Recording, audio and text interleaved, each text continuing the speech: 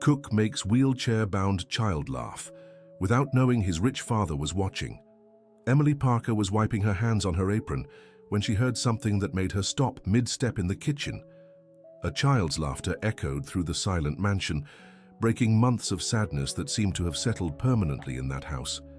That's when she saw the boy in the wheelchair swinging his thin little legs, pointing at the colorful plate she had prepared especially for him. "Aunt Em, the birdie is flying on my plate," exclaimed 8-year-old Ethan, his eyes sparkling with joy. Emily smiled, crouching down to his level. She had shaped the rice into a cloud and used sliced carrots to make a tiny blue jay that seemed to fly above it. "See? He came to visit because you're special," she said, adjusting the napkin on the boy's lap. From the hallway, hidden behind the slightly open door, Michael Bennett watched the scene with tears in his eyes. It had been nearly 2 years since he'd seen his son smile like that. Since the accident that changed everything in their lives, Ethan had become an apathetic child, refusing to interact with anyone. Emily had arrived at the mansion on the outskirts of Boston just a month ago, hired in a rush when the previous cook left without explanation. In those first days, she noticed how the house hummed with heavy silence. The boy spent mornings staring out his bedroom window and afternoons in the living room always quiet. Michael was a successful businessman in the construction industry, a widower since Ethan was 5. After the accident that left his son paralyzed from the waist down, he had emotionally withdrawn, burying himself even deeper in work.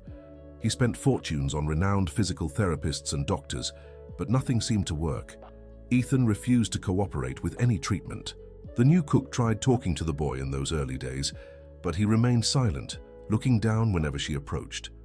That's when Emily decided to use what she did best: cooking with love. Dear listener, if you're enjoying the story, take a moment to like and especially subscribe to the channel.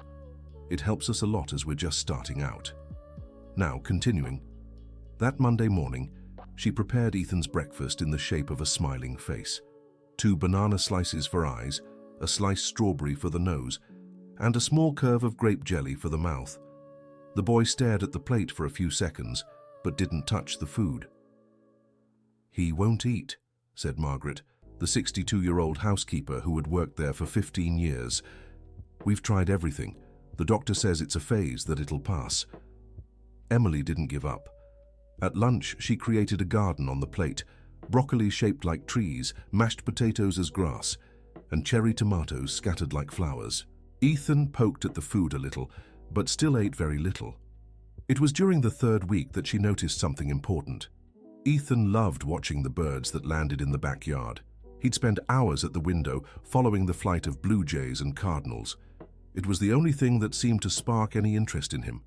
The next day, Emily woke up early and made something special. She shaped the rice into a nest, placed sliced carrots as tiny birds, and used parsley to mimic foliage. When she brought the plate to Ethan, she saw his eyes light up for the first time. "Are those little birds?" he asked in a small voice. "Yes, sweetheart. They came to have lunch with you," Emily replied, sitting beside his chair. Ethan ate everything that day. Michael, who came home early from work, was surprised to find his son's empty plate on the kitchen counter. For months, Ethan had barely touched his food. "How did you do it?" he asked Emily, who was cleaning the stove. "Sometimes we just need to speak the right language, Mr. Bennett," she replied, without giving many details. Margaret watched everything with some suspicion. After so many years taking care of the house, she considered herself the person closest to Ethan. Seeing a new employee achieving what she couldn't bothered her deeply. "Don't fool yourself," she said to Emily Parker that afternoon. "He's had phases like this before. He'll be back to normal soon." But Ethan didn't return to normal. On the contrary, he began eagerly awaiting mealtimes. Emily put care into every dish, creating true edible works of art. She made butterflies out of ham slices, flowers from colorful vegetables, and little animals from fruit. Michael noticed subtle changes in his son's behavior. Ethan ate better, slept more peacefully, and sometimes even managed small smiles. He decided to observe more closely what was happening. One Thursday afternoon, he hid in the hallway to watch Ethan's snack time. He saw Emily approach with a plate decorated like an aquarium, with little fish made from apple slices swimming in blue gelatin. "Look, Ethan, the fishies came to tell you a story," she said, sitting beside him. "What story, Aunt Em?" the boy asked, showing curiosity for the first time. "The story of the brave little fish who never gave up, even when the waters got murky," she began, weaving a tale as Ethan ate. Michael felt a tightness in his chest. How long had it been since he'd seen his son interested in anything? How long since he'd heard his voice so clear and present? Margaret, meanwhile, grew irritated with the attention Ethan gave the new employee.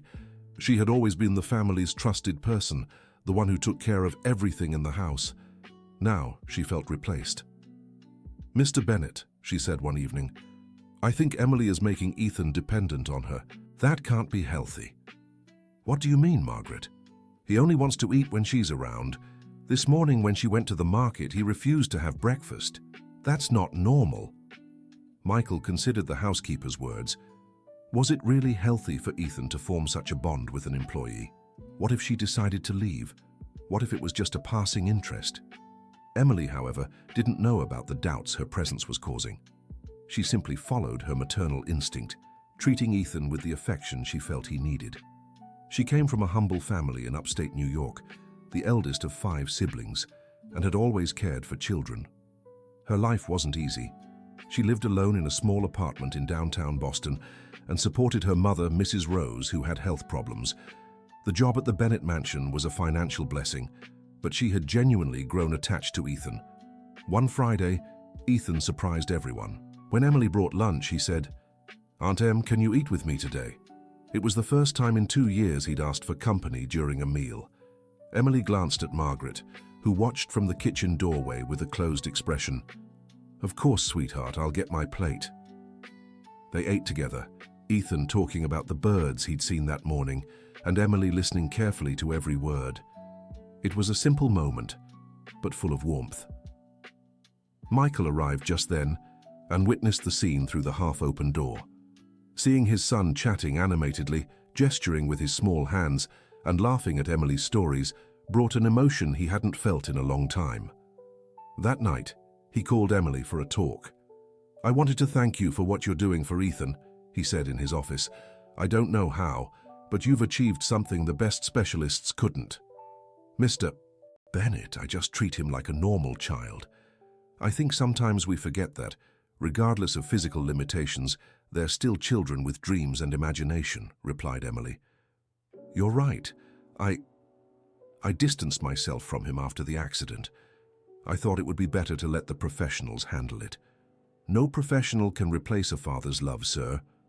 Emily's words echoed in Michael's mind all night. He realized that in his attempt to provide the best medical care for Ethan, he had forgotten to give the boy what he needed most: love and attention. The following weekend, Michael decided to spend more time with his son. He asked Emily to prepare lunch as she always did, but this time he joined them at the table. Ethan was surprised to see his father sit down to eat. Usually Michael ate quickly, standing in the kitchen, always in a hurry to get back to the office or some other commitment. "Daddy's having lunch with us?" Ethan asked, a bit skeptical. "Yes, son. I want to learn about those special birds Aunt Em makes for you." The lunch was a success. Ethan showed his father every detail of the artistic plate Emily had prepared, a complete landscape with mashed potato mountains, gravy rivers, and little vegetable animals. Michael was amazed by the creativity and dedication Emily put into every meal. It wasn't just food, it was art. It was love materialized in every detail. Margaret watched from afar, growing increasingly uncomfortable with the harmony forming between her employer, the boy, and the new employee. She felt she was losing her place in the family. Dear listener, if you're enjoying the story, don't forget to like and especially subscribe to the channel. It helps us a lot as we're just starting out. Now back to the story. The following Monday, Emily arrived at work later than usual. She had spent the night at the hospital with her mother, who had a sudden episode and needed to be admitted. She was worried and exhausted but tried to act normal. Ethan immediately noticed something was off. "Aunt Em, are you sad?" he asked during breakfast. "I'm a little worried, sweetheart, but it'll pass. Now tell me, what bird would you like to see on your plate today?" But Ethan was more perceptive than they realized. At lunch, instead of eating, he stared at Emily with a serious expression. "Aunt Em, when I'm sad, you make special food for me. Can I do something special for you?" Emily was moved by the boy's sensitivity. She explained simply that her mother was sick and she was worried. "My grandma gets sick sometimes too," Ethan said. "Daddy always takes her to the doctor and she gets better. Can't your daddy take your mom to the doctor?" "My mom's already in the hospital, Ethan. The doctors are taking care of her." The conversation stayed on the boy's mind. That afternoon, he was quieter than usual, deep in thought. When Michael came home from work, Ethan did something unexpected. He asked his father for a private talk. "Daddy, Aunt Em is really sad because her mom is sick." "Is she, son?" "Yeah. She always takes care of me when I'm sad. Can't we take care of her too?" Michael was touched by his son's empathy. He decided to talk to Emily to understand the situation better. He learned that Mrs. Rose had heart problems and that the tests and treatments were very expensive. Emily was emotionally and financially overwhelmed. "If you need anything, don't hesitate to ask," Michael said.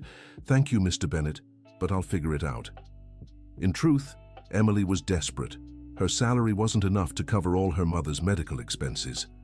She had considered taking out a loan, but knew it would be hard to get with her income. Margaret, who had overheard part of the conversation, saw an opportunity. She went to Michael the next day. "Mr. Bennett, don't you think it's dangerous to get involved in your employees' personal problems? Emily might start seeing you as an easy source of money." "Margaret, she's never asked for anything. It was Ethan who told me about the situation."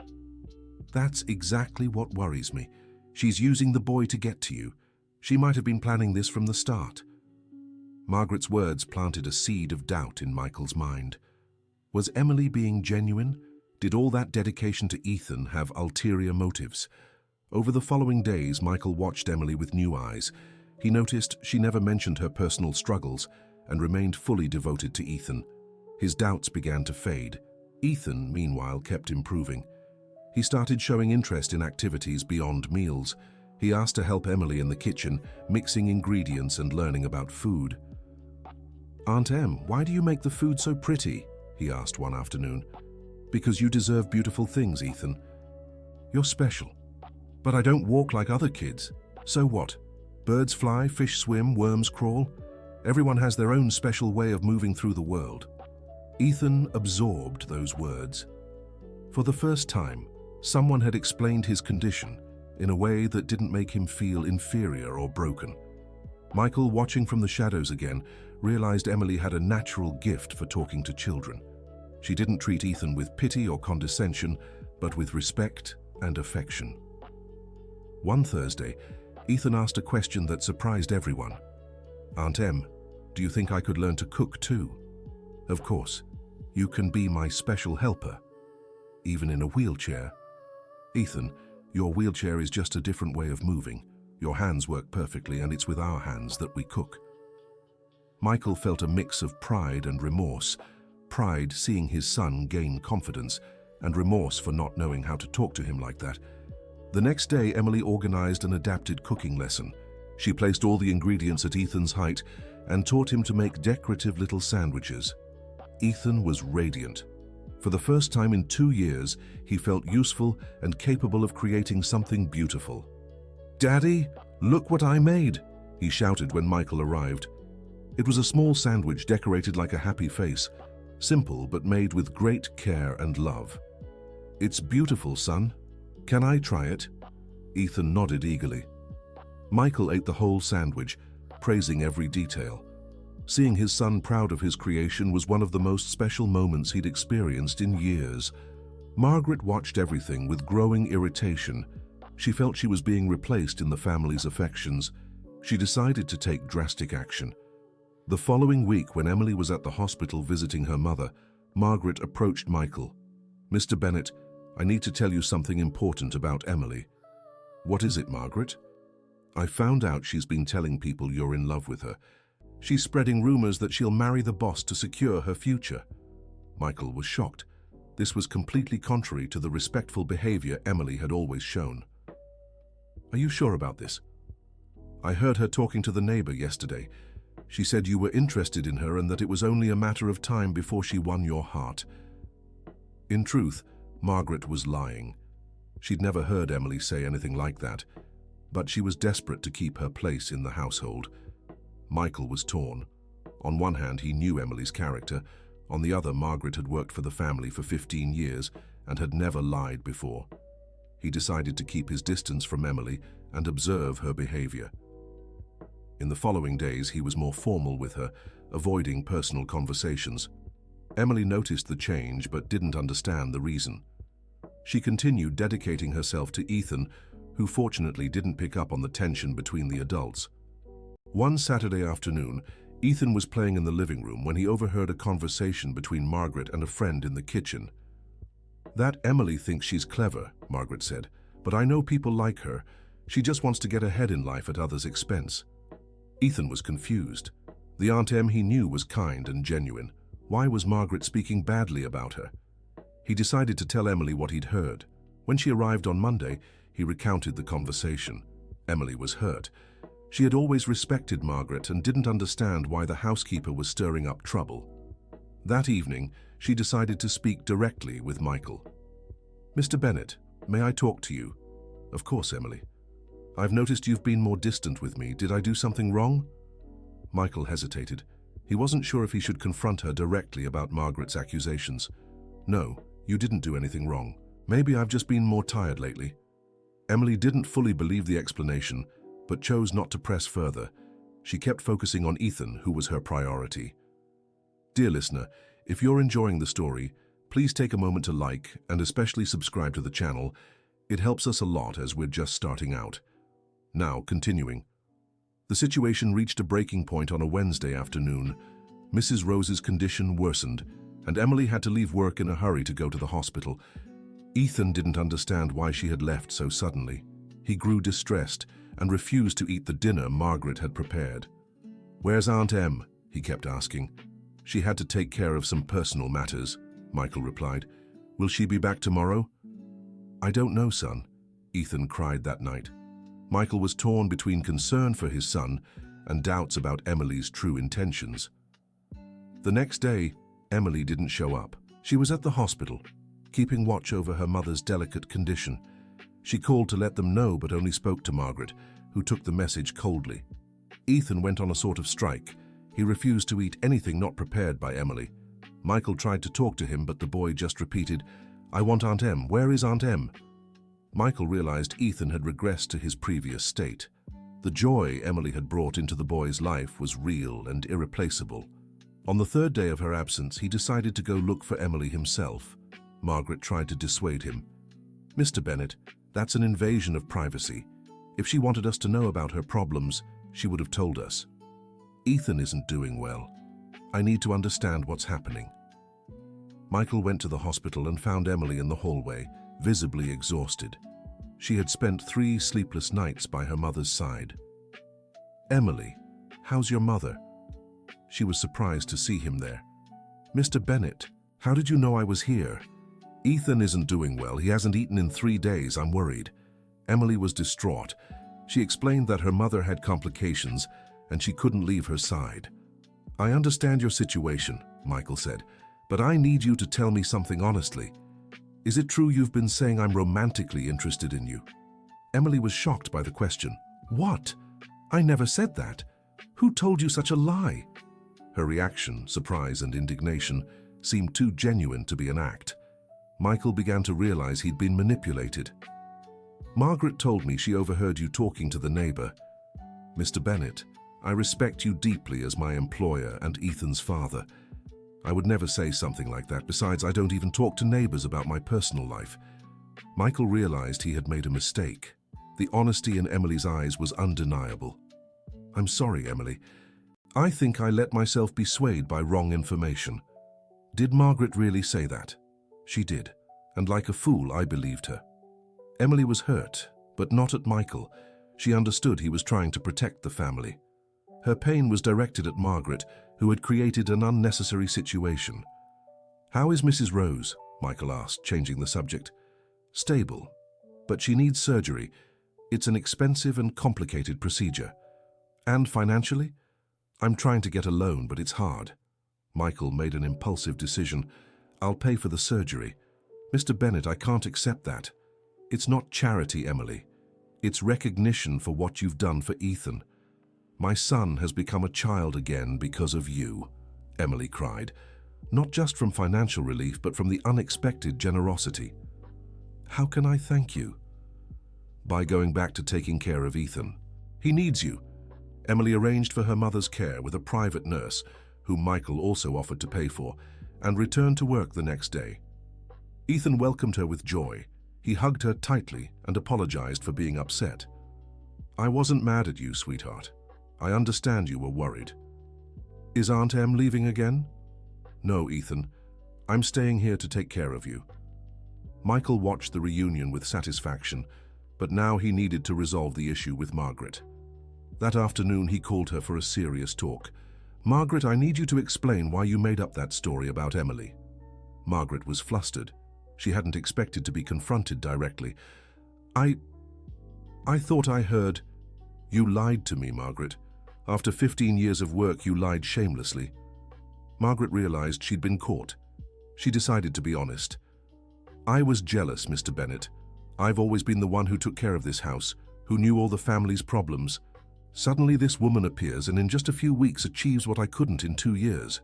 Achieved what? Made Ethan smile. Made him a child again. I tried everything and couldn't do it. Michael understood Margaret's position, but he couldn't accept the lie. Margaret, you've always been important to this family, but what you did was serious. You almost destroyed the trust I have in Emily and hurt Ethan. I know, Mr. Bennett, I'm sorry. I'll give you a second chance, but on one condition. You'll work in harmony with Emily. No more schemes or jealousy. Margaret accepted the terms. She truly regretted what she'd done. In the following days, the atmosphere in the house improved significantly. Margaret apologized to Emily, who accepted graciously. Ethan continued to progress. He began showing interest in leaving the house, something he hadn't done since the accident. Aunt Em, can you take me to see real birds? He asked one day. Of course, Ethan. Let's ask your dad for permission. Michael not only allowed it, but decided to join them. It was the first family outing they'd had in 2 years. They took Ethan to the Boston Public Garden. He was delighted to see the various types of birds he'd only imagined through Emily's decorative plates. Look, Dad, it's a blue jay just like the one on my plate, he exclaimed, pointing at a tree. Michael smiled. Seeing his son excited and interacting with the outside world was a gift he hadn't expected to receive. During the outing, Ethan asked a question that took both adults by surprise. Dad, why don't you and Aunt Em get married? Michael and Emily exchanged glances, unsure how to respond. Ethan, that's not how it works, Michael said. People don't get married just because they're friends. But you like each other, right? And I like both of you. Wouldn't it be easier if we were a real family? The innocence of the question gave them both pause. Michael had developed feelings for Emily, but didn't know if it was appropriate to express them. Emily, in turn, felt something special for Michael, but believed he only saw her as an employee.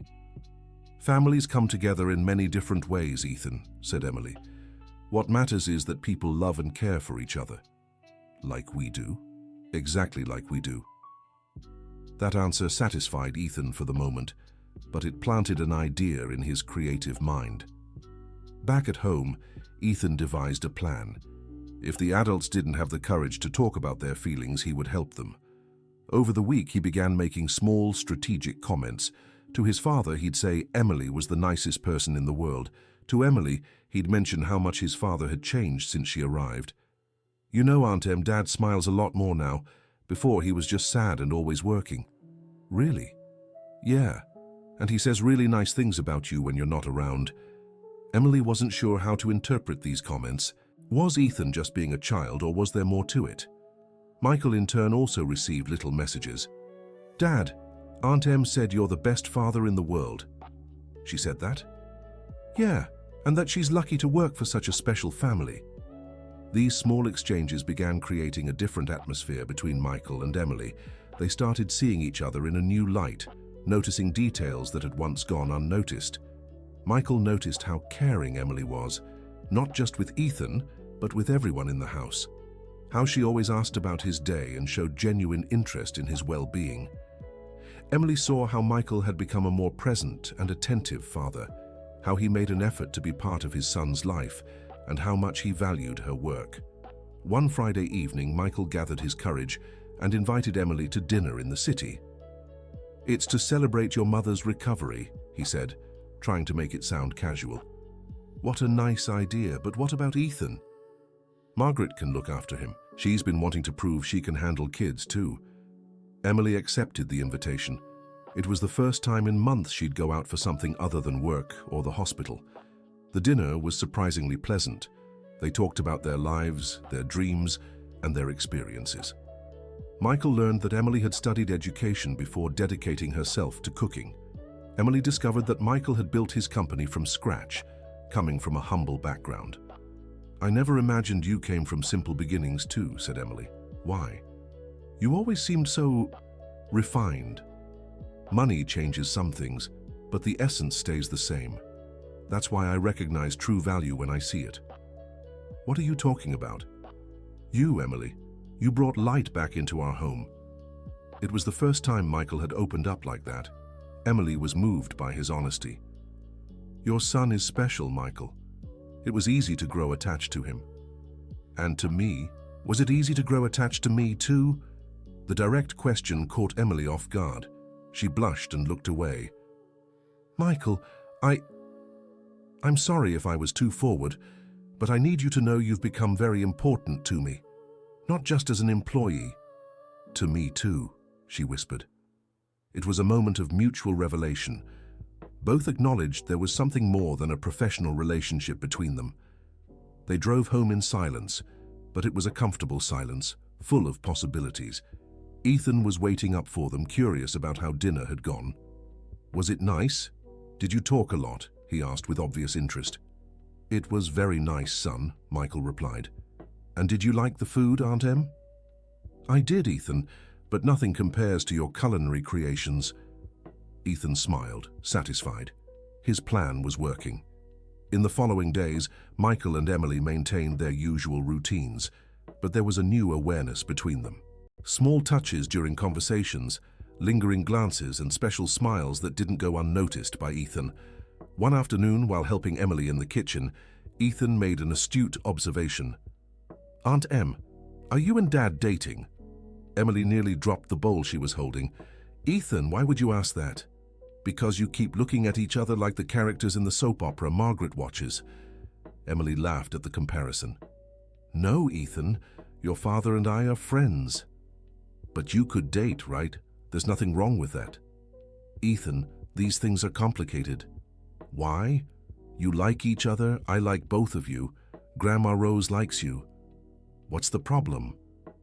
The simplicity of a child's logic made sense. Emily realized there truly was nothing wrong with having feelings for Michael.